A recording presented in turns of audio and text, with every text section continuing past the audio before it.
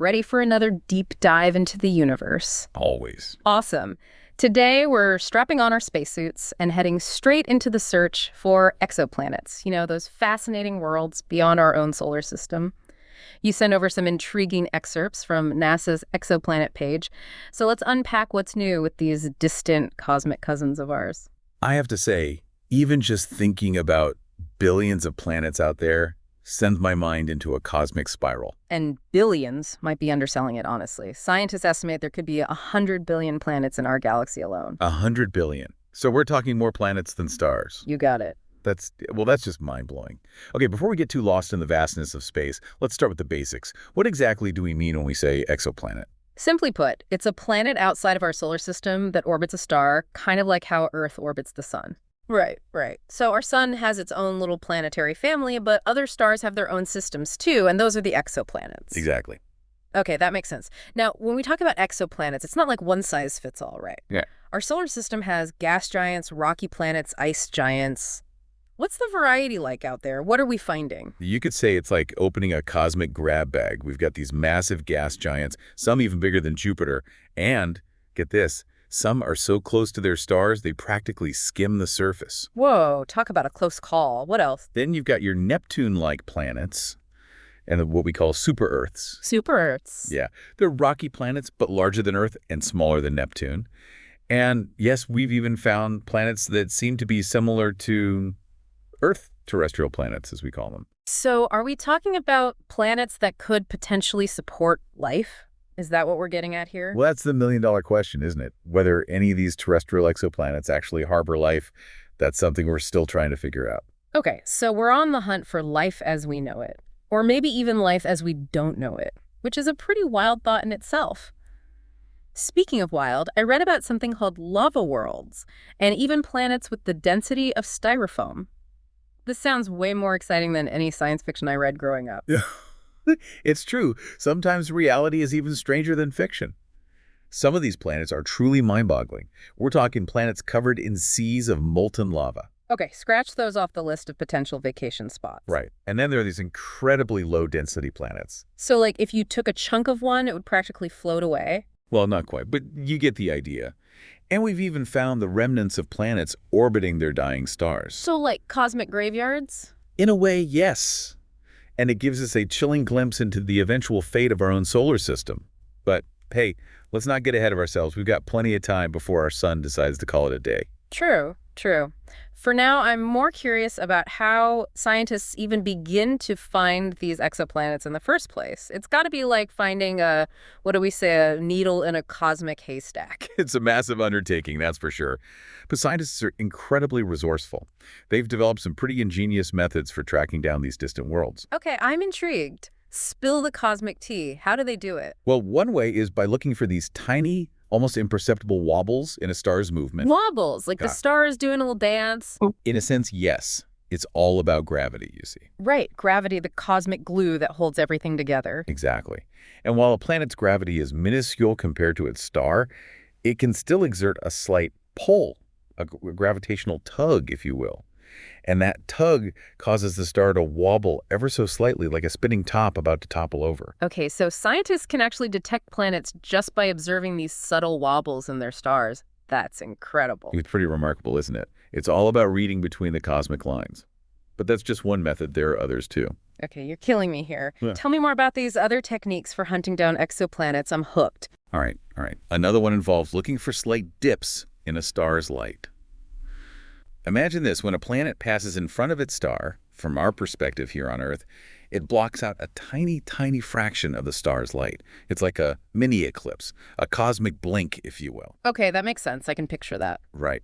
And by carefully measuring these dips in starlight, scientists can not only detect the presence of a planet, but they could also figure out its size and even the shape of its orbit. Wow, that's some serious cosmic detective work. It really is. Yeah. It's absolutely incredible what we can learn from these subtle clues hidden in starlight. It really speaks to human ingenuity, doesn't it? I mean, to be able to glean so much information about these distant worlds from such subtle hints, that's incredible. I agree. And speaking of getting a closer look, the article you sent over mentioned this amazing tool, the Eyes on Exoplanets interactive gallery. Oh, yeah, I was just about to ask you about that. It sounds pretty incredible. It really is. It's this fantastic 3D map of over 1,000 discovered exoplanets. You can actually zoom around, explore different star systems, see the relative sizes of the planets, even what kind of star they orbit. Okay, I need to check this out. It really brings home the sheer scale and diversity of what's out there. And to think, just a few short decades ago, we weren't even sure if exoplanets existed. It's true. And now we're discovering them by the thousands. It's pretty amazing when you think about it. It really Yeah. is. And honestly, we're just scratching the surface. With the James Webb Space Telescope already sending back jaw-dropping images and data and upcoming missions like NASA's Roman Space Telescope in the works, our understanding of exoplanets is about to get a major upgrade. I can't wait to see what we discover. Who knows what strange new worlds await us out there? This is already so fascinating. Isn't it? And speaking of fascinating, it begs the question, are we alone in the universe? It's a question that has captivated humanity for centuries. It's the ultimate mystery, isn't it? And the fact that we're even asking it now with real scientific tools and data at our disposal, that's pretty amazing in itself. It is. And what makes this whole field of study so exciting is that every new discovery seems to raise even more questions, pushing the boundaries of what we thought was possible. For example, you mentioned habitable zones earlier, the Goldilocks zones, as they're sometimes called. Right, not too hot, not too cold, just right for liquid water, and potentially life as we know it. It makes sense to look for planets in those zones, right? It does, but it also makes you wonder, are we being too Earth-centric in our search for life?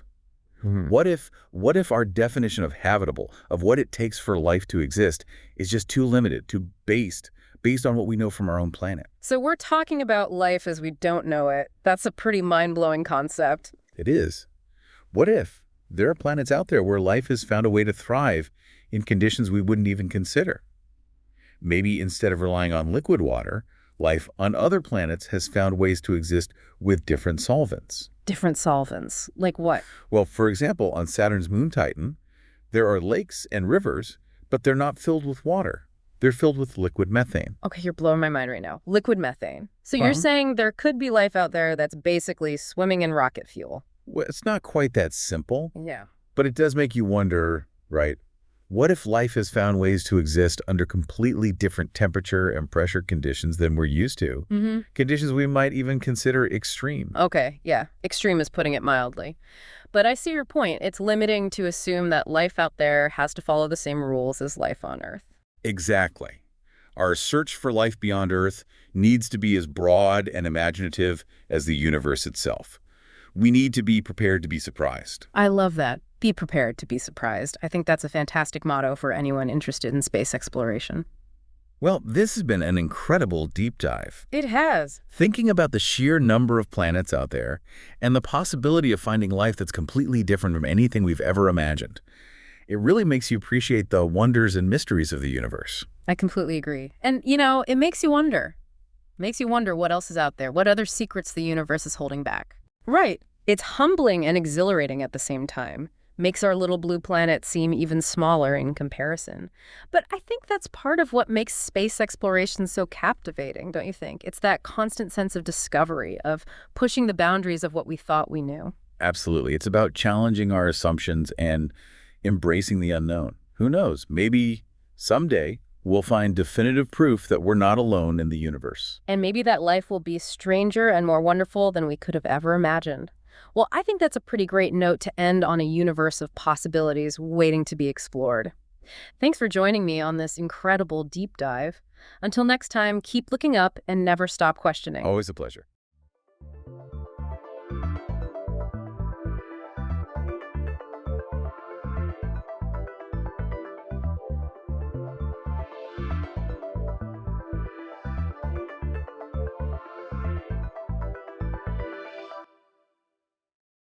Ever get that, like, weird feeling? You just know the phone's going to ring, and then it does.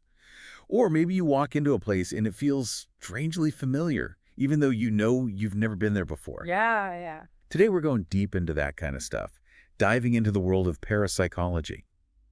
Basically, the study of all those experiences that make you go, huh, what was that? And we're not just talking like ghost stories and stuff. There's plenty of that too.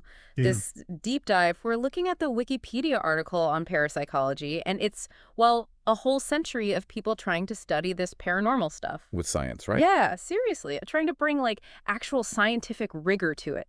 That's what I found so interesting. You don't see that side of it often. Right. Most people think, what, cheesy TV shows, spooky music, maybe a seance thrown in there. Yeah. But we're talking about researchers, actual studies, trying to figure out if things like telepathy are real. Psychokinesis, clairvoyance. Mm-hmm. It's like, I don't know, a grocery list of superpowers or something. Kind of wild when you think about it that way. Total superpower territory. And Yeah. they were just, saying, oh, this sounds spooky, must be real. They were trying to bring in lab settings, measurements, all that. That's the thing. It's not just documenting weird stuff happening, which is cool on its own. It's the trying to figure out why, the how, that gets interesting. What surprised me was how the field separates itself. Like it's not astrology or witchcraft. It's different. So they're trying to be all scientific and stuff, even with the spookiest topics. Yeah, applying methodology analysis to, well, alleged phenomena, I guess is the way to put it. Alleged, right? Because who knows for sure. Which makes me think, we got to rewind a bit. Parapsychology's history, man, it's wild. Oh, tell me about it. We're talking way back, like people trying to contact spirits through Ouija boards, those creepy spirit photographs, all that. It really was the Wild West, you know what I mean? And Yeah. yeah, sure, a lot of it turned out to be hoaxes, people trying to make a buck off the mystery, but gotta give them credit, they at least got the ball rolling. So out of that, you start getting more organized groups, right? Exactly, because people genuinely wanted to know, prove, or disprove it, you know? That's when those psychical research societies popped up, trying to bring some order to the, well, chaos. Trying to make it legit, which makes sense, because then Oh, yeah. here comes J.B. Rhine in the 1930s at Duke University, and suddenly it's all lab coats and Zener cards, was it? See, Ryan, he was all about bringing parapsychology into the light, making it academically respectable. Forget the spooky seances. He wanted to quantify ESP, get some numbers, some stats. And yeah, Zener cards, that was his thing. Those are the ones with the, like, wavy lines in the star, right? Yep, 5 simple symbols, supposed to test if you had the sight, extrasensory perception. He figured if people could guess those cards right more often than chance, well, that's evidence, right? So, like, a deck of cards becomes the tool of ESP research. Wild. It's kind of funny, but it shows how the thinking was changing, becoming more, I don't know, official. And then just when you thought it couldn't get weirder, Cold War starts. And even governments are like, hey, maybe we can use this. Cue the X-Files theme music, right? Project Stargate. Psychic spies. Using, like, remote viewing to gather intel. Sounds like a movie, but it was real. Crazy, huh? So we've got, like, governments and psychic skies. Sounds like a spy novel, but real life. Yeah. What about the actual, research? Besides the whole Zener card thing, what were parapsychologists doing in their labs? That's where this Wikipedia article gets good. It really digs into the methods, and they got creative. Got to give them that. Take Gansfeld experiments, for example. Jansfeld. That rings a bell, vaguely. They'd, like, basically put people in sensory deprivation, which sounds kind of wild, but there was a reason. Wait, like cut off from the outside world, sensory deprivation, trying to, what, make them more receptive to psychic stuff? That's the idea, yeah. You strip away all the normal sensory input, create this kind of blank slate in the mind. And the theory goes, in that state, you might pick up on those subtle signals, like telepathic messages, that normally get drowned out. So it's like trying to hear a pin drop in a hurricane. You got to block out the hurricane first. Kinda, yeah. It's like, if our minds are usually tuned to all this external stuff, maybe ESP's on a different frequency, But even with all that effort to control things, the results, they're still debated like crazy. Which figures, right? I mean, how do you even prove something like that definitively? Speaking of tricky things to test, there's remote viewing, the whole psychic spy thing. How do they even go about researching that? Well, imagine this, right? You're asking someone to describe something, a place, an event that they've never actually seen. So they had to get creative. Big time. Researchers would have a target, could be a photo, a location, anything. Hidden, obviously. And the remote viewer, they'd try to describe it with zero prior knowledge. Then you compare their description to the target, see if there were any hits. Like a super high-stakes guessing game. But how do you know it wasn't just a lucky guess? Or I don't know, maybe they'd seen a picture of the Eiffel Tower before, so they remote viewed it. That's the million-dollar question, right? And that's where the whole scientific method thing comes in. Every tiny detail of the experiment had to be, like, airtight. No room for accidental clues, cheating, any of that. So we've got telepathy, we've got seeing the unseen. What about psychokinesis, moving stuff with your mind? The article mentioned something about using random number generators to test for that. What's that all about? Is that like trying to make a slot machine pay out with your mind? It's not a bad analogy, actually. Basically, the idea is if your mind can influence randomness, even a little bit, that suggests some kind of mind over matter thing happening, right? So like if you could make the dice roll a 6 more often than they should statistically. Exactly. They used all sorts of stuff, dyes, radioactive decay even, Yeah. meticulously tracking the results to see if there were any weird patterns, anything that couldn't be explained by just chance. Did it work? Can I ditch my day job and just will myself to win the lottery now? I wouldn't recommend quitting just yet.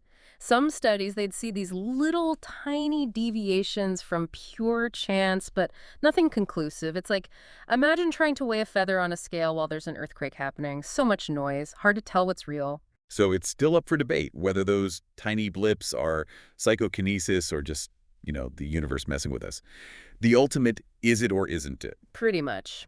Which brings us to the big question, the one that's been hanging over parapsychology forever, really. Is it legit science or just, I don't know, pseudoscience with a fancy lab coat? So here we are, deep down the rabbit hole of parapsychology. Yeah. And I gotta say, it's a lot to wrap your head around. We've got these, really out there experiments, results that make you wonder what if, but A then, whole lot of doubt, too, right? yeah, is this for real? Mm. And the Wikipedia article doesn't shy away from that. It lays out all the criticisms. Which you gotta have if Yeah. you're going to be taken seriously. Right. So lack of rock solid proof that you can repeat over and over. The chance that maybe the researchers are, I don't know, accidentally influencing the results because they want to believe. Mm-hmm. And then the big one. Kind of breaks physics as we know it. Yeah.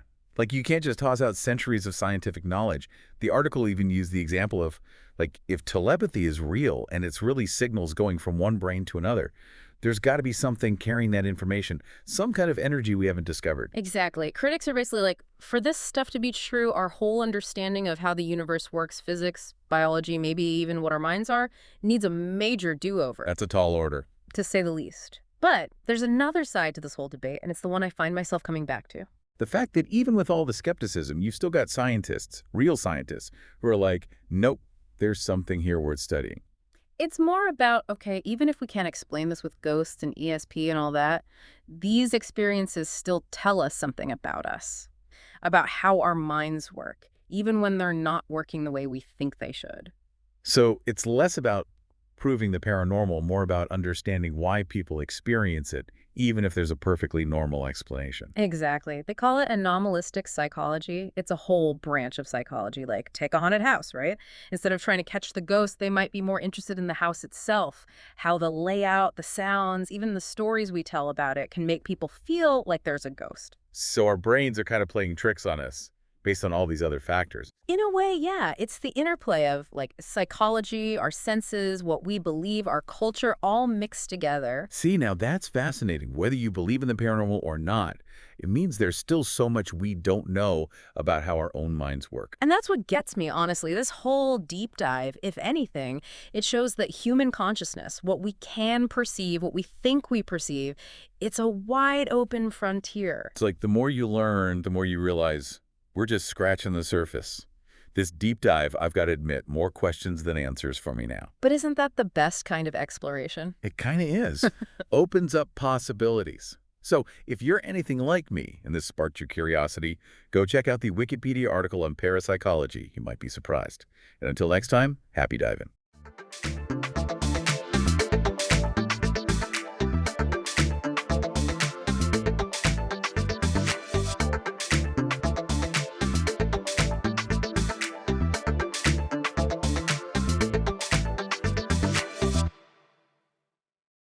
Welcome to another deep dive. We're taking a look at National Geographic this time.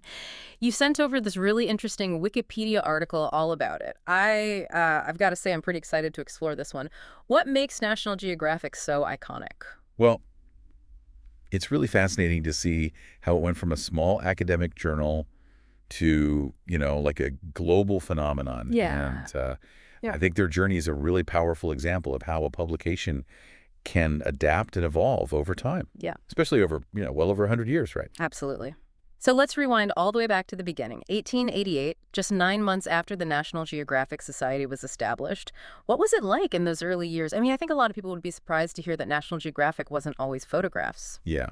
No, it was very different from what we know and love today. I Mhm. mean, think of like scholarly articles, lots of text, and no iconic photos.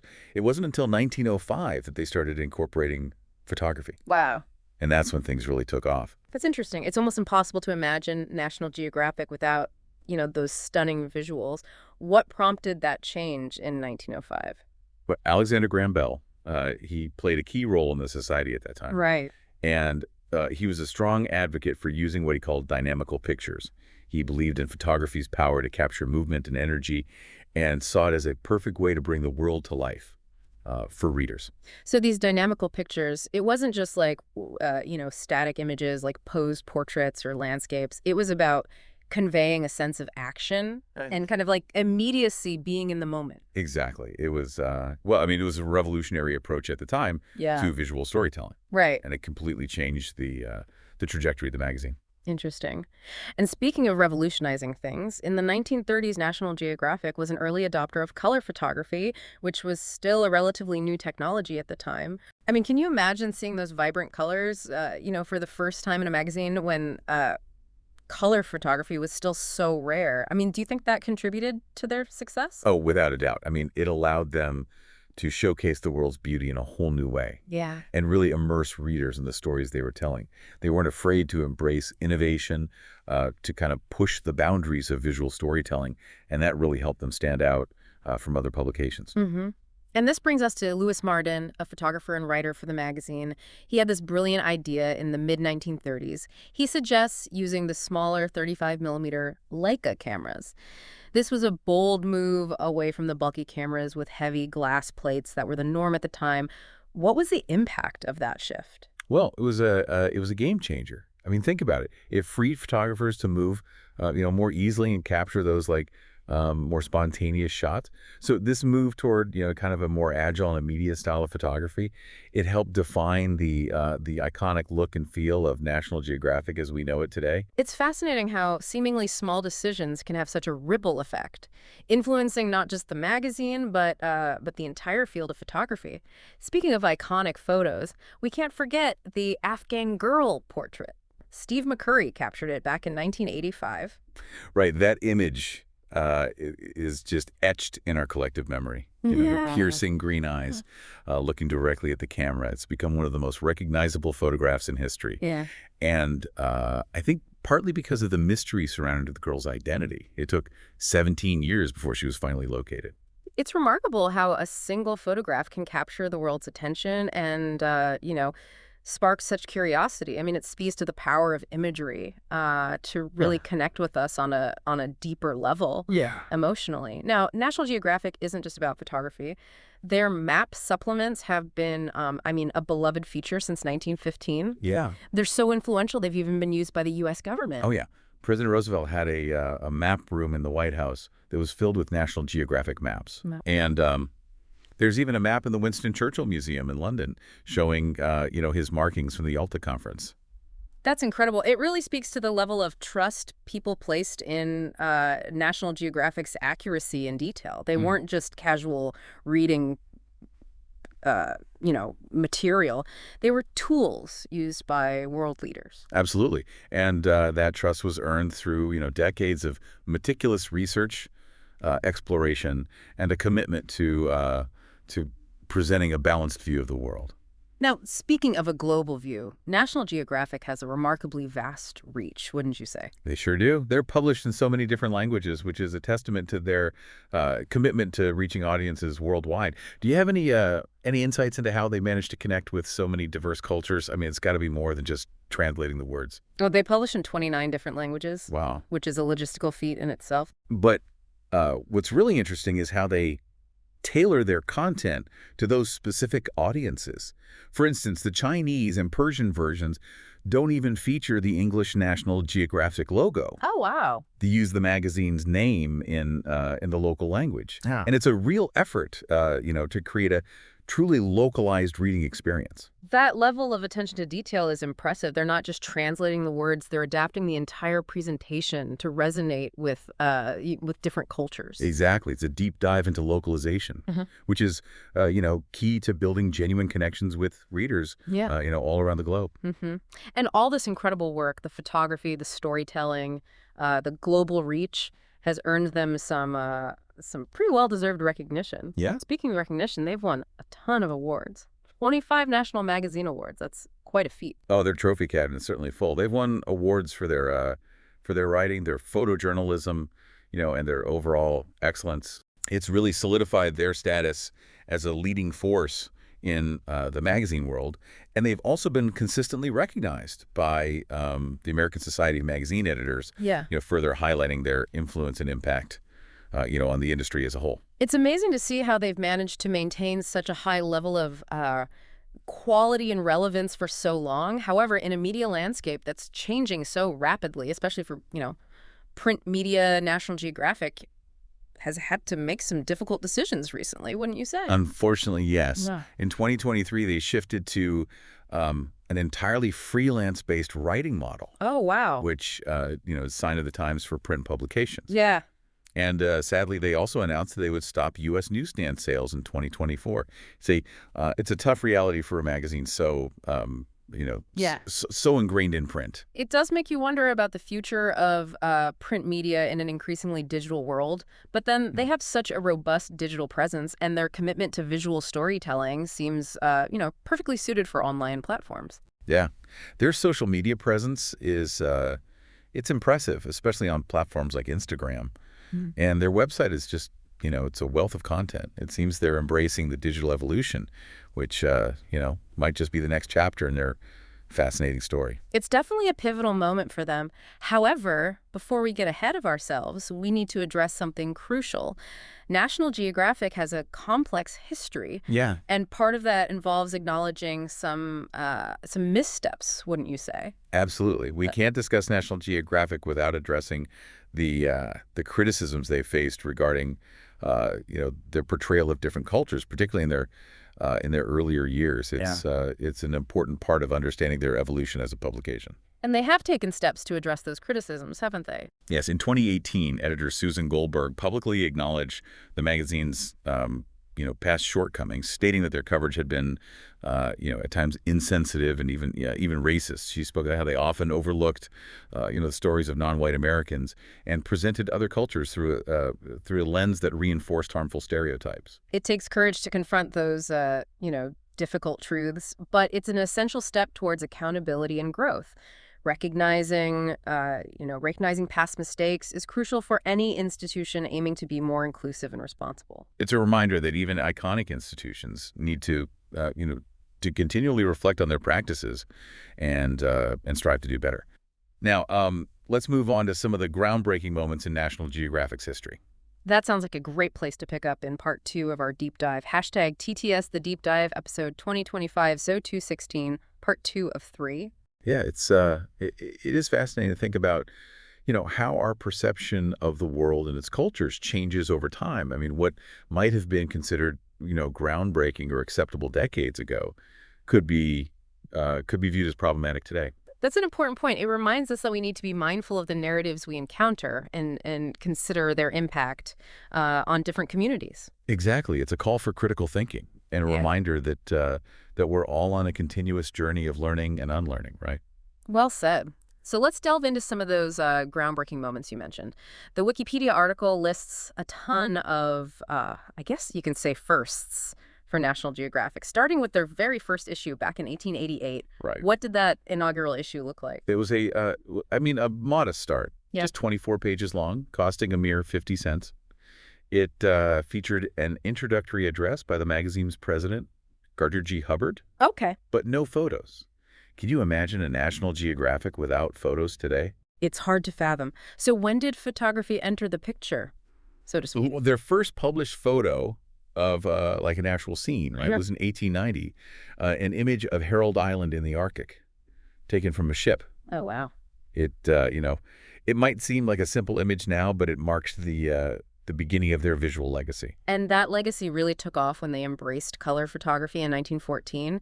The first color image to appear in the magazine was an autochrome of a flower garden in Ghent, Belgium. Right. What impact do you think that had on readers at the time?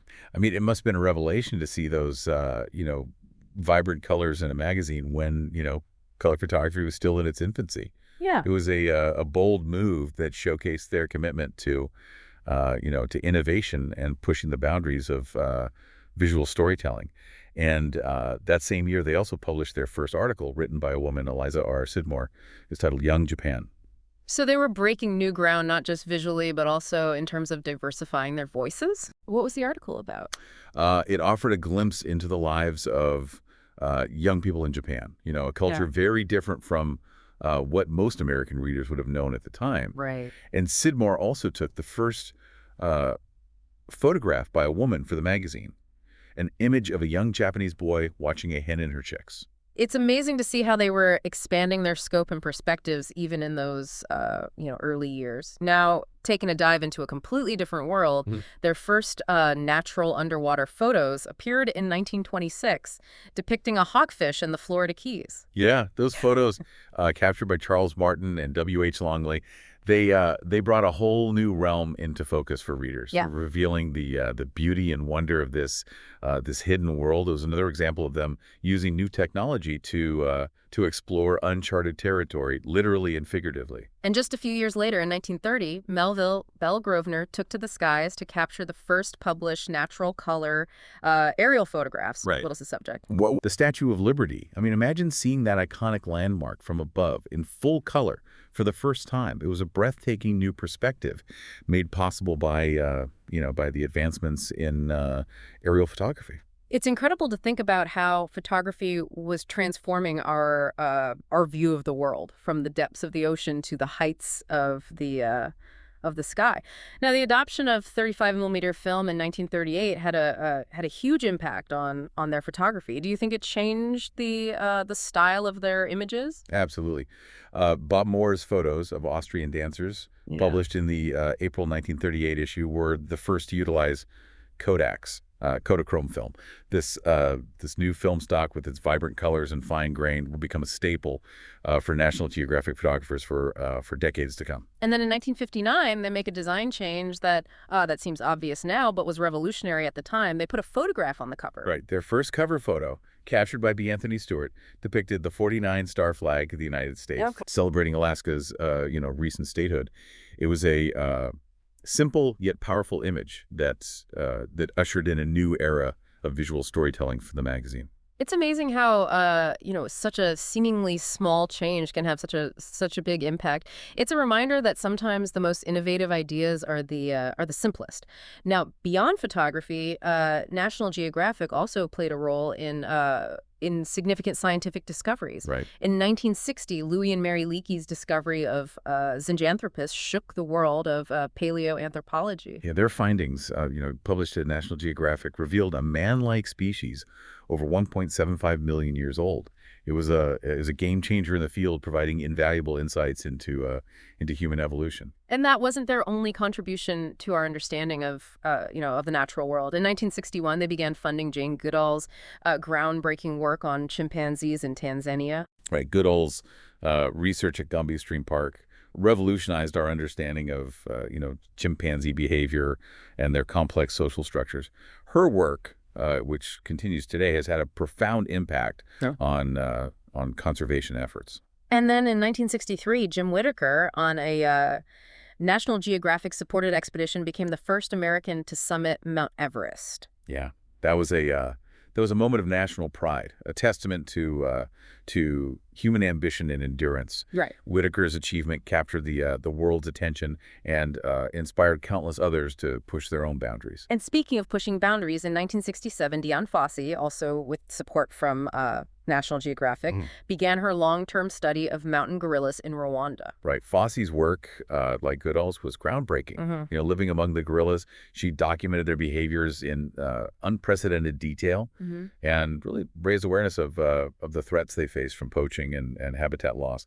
Tragically, her life was cut short, but her legacy continues to inspire conservation efforts worldwide. It's a reminder of the courage and dedication it takes to study and protect endangered species. And then in 1978, there was a fascinating development in animal communication. Coco the gorilla learned sign language. Yeah. Coco's story captivated the world. After 6 years of training by Francine Patterson, with funding from the National Geographic Society, Coco demonstrated this incredible ability to communicate using sign language. It challenged our assumptions about animal intelligence and raised profound questions about communication and consciousness. It seems National Geographic had a hand in so many pivotal moments in scientific exploration.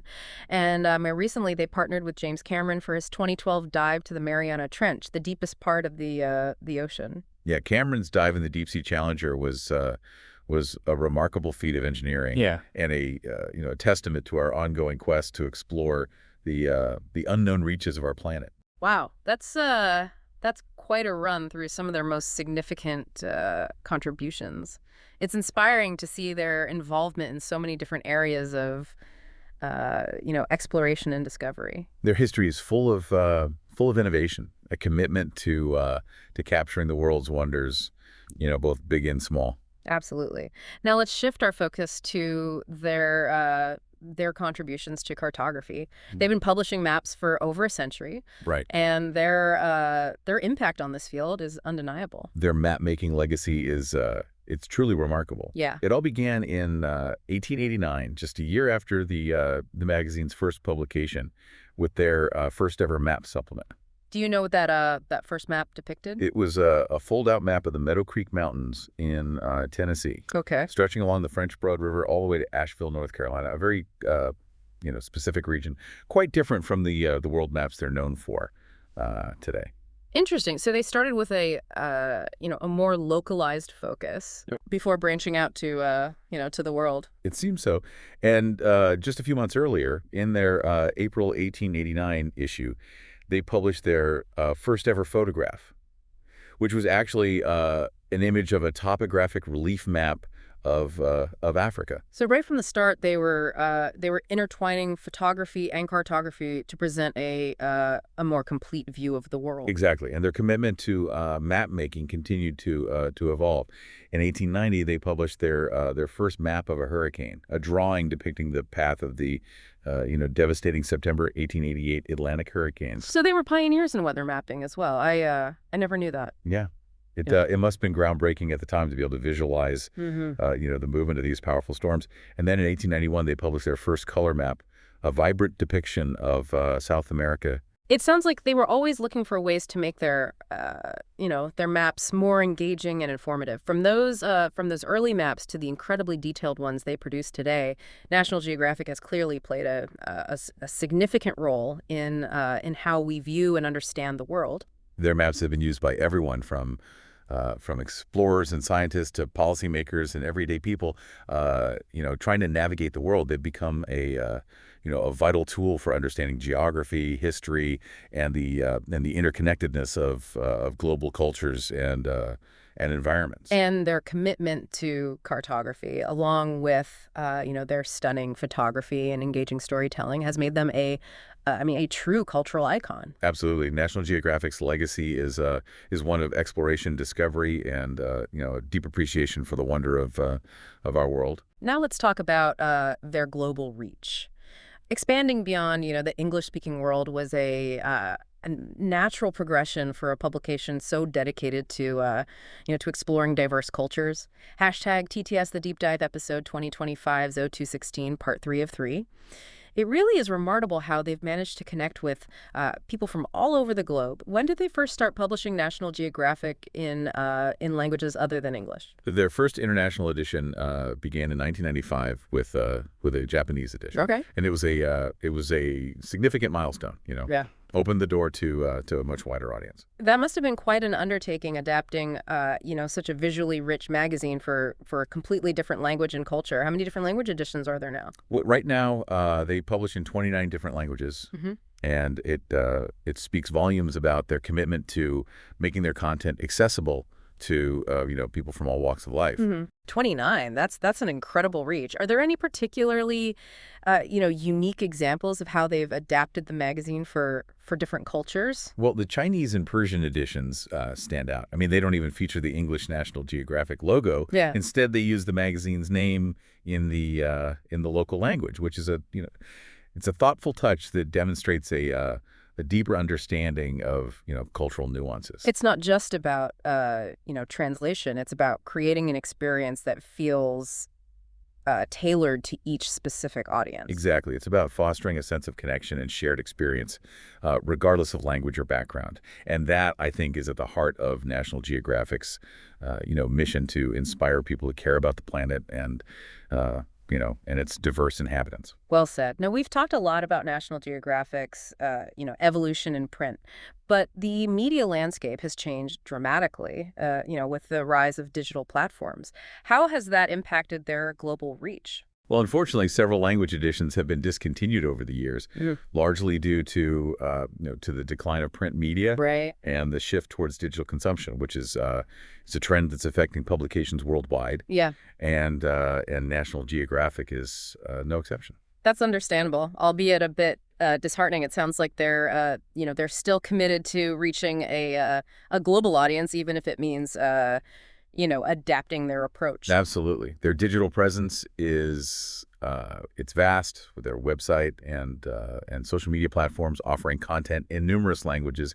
They're constantly finding new ways to connect with audiences around the world and share their stories of exploration, science, and culture. It's reassuring to know that their legacy of global storytelling continues to evolve with the times. It is. National Geographic has played such a pivotal role in shaping our understanding of the world and its diverse cultures. And their commitment to evolving and adapting ensures that their stories will continue to inspire and educate, generations to come.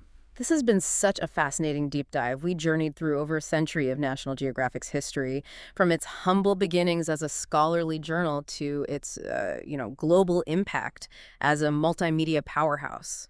We've seen how their, iconic photography, meticulously detailed maps, and captivating storytelling have transported us to the far corners of the world, introducing us to fascinating cultures, breathtaking landscapes, and groundbreaking scientific discoveries. I think what stands out most to me is their unwavering commitment to exploration, their Sure. curiosity about the world, and their respect for different cultures. Indeed. And as we conclude this exploration of National Geographic's journey, it begs the question: what will the next chapter hold for this iconic publication? How will they continue to innovate and inspire in an ever-changing world? Those are great questions, and perhaps those are questions best left for you, our listener, to ponder. After all, exploration is a journey best taken with an open mind and a thirst for knowledge. Well said. So until our next deep dive, keep exploring, keep learning, and keep sharing your own unique perspectives with the world. And who knows, maybe someday you'll be the one inspiring others with your own stories of discovery.